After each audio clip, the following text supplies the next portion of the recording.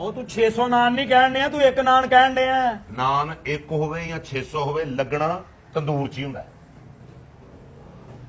ਤੇ ਇਹ ਕਰਨਾ ਹੈ ਨਹੀਂ। ਅੱਛਾ ਜੀ, ਉਹ ਤੂੰ ਕਿੱਡਾ ਫਜ਼ੂਲ ਖਰਚਾ ਯਾਰ। ਰਾਇਤਾ ਅੱਛਾ ਜੀ, ਰਹਿਤਾ ਕਿੰਨਾ? ਕੌਲੀ ਇੱਕ।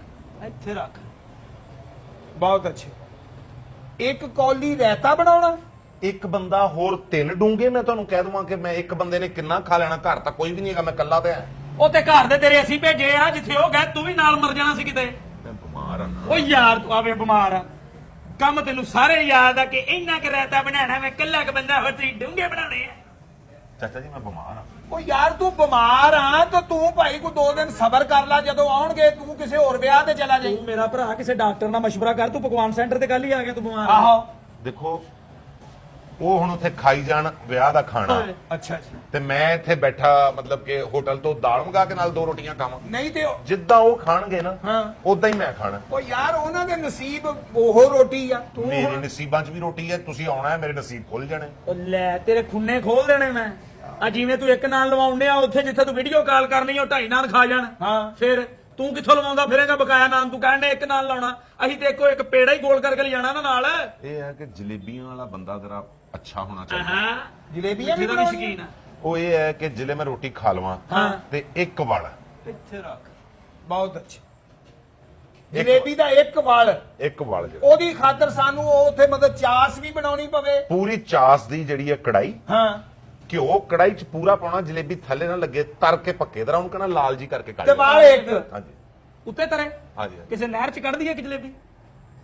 ਉਹ ਬੰਦਿਆ ਖੁਦਾ ਦੇ ਆ, ਉਹ ਤੂੰ ਜਿਸ ਤਰ੍ਹਾਂ ਸਾਨੂੰ ਦੱਸਣ ਡਿਆ ਪਕਵਾਨ ਸੈਂਟਰ ਆ, ਹਾਂਜੀ ਹਾਂਜੀ। ਇੱਥੇ ਇਹਦੇ ਮੁਤਾਬਕ ਜ਼ਿਆਦਾ ਬੰਦਿਆਂ ਦਾ ਅਰੇਂਜ ਹੁੰਦਾ ਤੇ ਤੂੰ ਕੋਈ ਜ਼ਿਆਦਾ ਆਰਡਰ ਦੇ ਸਾਨੂੰ, ਤੂੰ ਆ ਕੀ ਵਿੱਚ ਗੱਲਾਂ ਉਹ ਕਰ? ਤੁਸੀਂ ਉਹਦੀ ਗੱਲ ਨਹੀਂ ਸੁਣਨ ਨਾ ਕਿ ਇੱਕ ਜਲੇਬੀ ਕੱਢਣੀ ਦੱਸ। ਆ ਤੇ ਗੁੰਨਣਾ ਵੀ ਤੁਸੀਂ ਮੈਦਾ ਉਹਦੇ ਵਿੱਚ ਆ, ਕਿ ਅਸੀਂ ਕਿਤੋਂ ਹਧਾਰਾ ਵੀ ਨਹੀਂ 2 ਚਮਚੀਆਂ ਮੈਦਾ ਲੈ ਸਕਦੇ ਕਿ ਜਿਹੜੀ ਇਹਦੀ ਇੱਕ ਜਲੇਬੀ ਨਿਕਲ ਆਵੇ। ਉਹ ਜਲੇਬੀ ਦਾ ਭਾਤਾ ਜਿਹੜਾ ਹੈਗਾ ਪਹਿਲੇ ਰਾਤ ਨੂੰ ਉਹਨੂੰ ਪਹਿਲੇ ਭਿਉਣਾ ਪੈਂਦਾ ਉਹ ਭਿਉਂ ਦਿਓ। ਹੈ ਹਾਂ ਭਿਉਂ ਦਿਓ ਨਾ, ਭਿਉਂ ਨਾ। ਕਾਹਦੇ ਚ ਭਿਉਂਦੀ ਏ ਇੱਕ ਜਲੇਬੀ ਦਾ, ਇੱਕ ਵਲ ਦਾ, ਇੱਕ ਇਹਦੇ ਵਿੱਚ ਭਿਉਂਦੀ ਏ?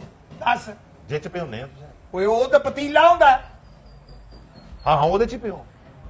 ਉਹਦੇ ਵਿੱਚ ਭਿਉਈਏ। ਹਾਂਜੀ, ਹਾਂਜੀ। ਤੇ ਜਲੇਬੀ ਇੱਕ। ਹਾਂਜੀ ਇਹ ਤੇਰੀ ਜਿਹੜੀ ਇੱਕ ਜਲੇਬੀ ਹੈ ਨਾ, 3 ਚਮਚੀਆਂ ਘਿਓ ਦੀਆਂ ਤਵੇ ਤੇ ਪਾਓ, ਉੱਤੇ ਨਿਕਲ ਆਉਣੀ ਹੈ।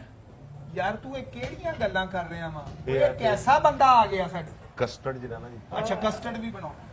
ਅੱਛਾ ਇੱਕ ਮਿਹਰਬਾਨੀ ਤੁਸੀਂ ਕਰਨੀ ਹੈ, ਕੌਲੀ ਵੱਡੀ ਨਾ ਹੋ, ਮੈਂ ਜਰਾ ਮਿੱਠੇ ਤੋਂ ਪਰਹੇਜ਼ ਕਰਦਾ, ਸ਼ੂਗਰ ਵੀ ਹੈ ਨਾ। ਤੇ ਤੂੰ ਕਸਟਰਡ ਤੋਂ ਹੀ ਪਰਹੇਜ਼ ਕਰ ਲੈ। ਰਹਿਣ ਦੇ। ਨਹੀਂ ਉਹ ਜਰਾ ਤੂੰ ਜੋ ਐਡਾ ਸਖੀ ਹੋ ਕੇ ਇੰਨਾ ਪਕਵਾਉਂਦੇ ਆ, ਤੂੰ ਇਹ ਤੋਂ ਪਰਹੇਜ਼ ਕਰ ਲੈ। ਤੇਰੇ ਪੈਸੇ ਪਤਾ ਕਿੰਨੇ ਲੱਗਣੇ ਆ? ਹਾਂ। ਤੇਰਾ ਮਕਾਨ ਵੀ ਵਿਕ ਸਕਦਾ। ਇਹ ਆ ਕਿ ਵਿੱਚ ਥੋੜਾ ਜਿਹਾ ਐਵਾਕਾਡਾ।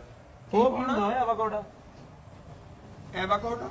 ਓਏ ਐਨਾਕੋਂਡਾ ਇੱਕ ਸੱਪ ਹੁੰਦਾ। ਨਹੀਂ ਨਹੀਂ, ਐਵਾਕਾਡਾ ਇੱਕ ਫਲ ਆ, ਜਿੱਦਾਂ ਦਾ ਚੀਕੂ ਹੁੰਦਾ ਨਾ ਜੀ, ਆਓ ਜੀ ਕੋ ਇਦਾਂ ਦਾ ਹੁੰਦਾ ਹੈ। ਤੇ ਨਾਲ ਇਦਾਂ ਕਰਨਾ ਜ਼ੈਤੂਨ।